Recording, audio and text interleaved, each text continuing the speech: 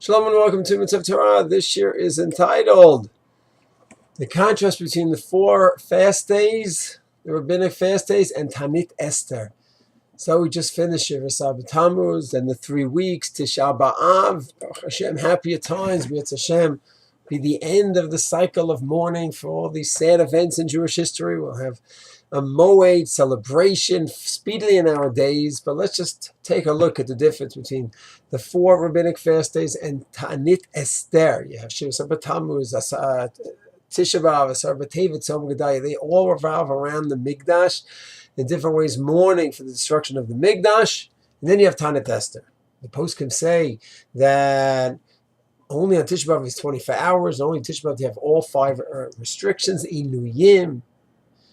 And the other days at night, we do not have the restrictions. Yeah, the Mishnah does say in Taf Kuf Nun that person wants to have all the restrictions on the other days and even begin those restrictions at night, then that's a good thing.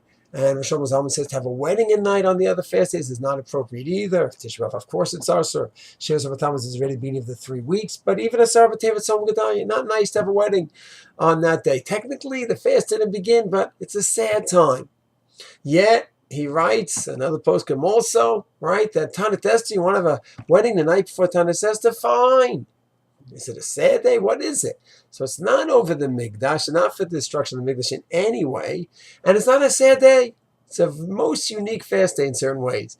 Because what is it? We are reenacting and commemorating the process they went through in Purim a few thousand years ago, where they went ahead and had war. On the day of the war, they fasted to do tshuva and merit Hashem's providence.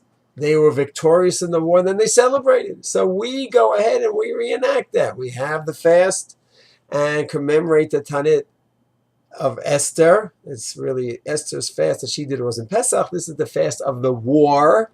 We commemorate that. We relive it, and then we celebrate at night with Purim.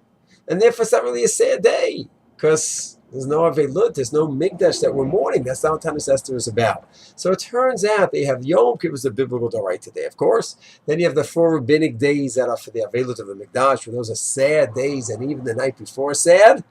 And then you have Taanit Esther, which specifically those hours, during the day hours, we fast, we abstain, but they're not days of, it's not a day of Avelut.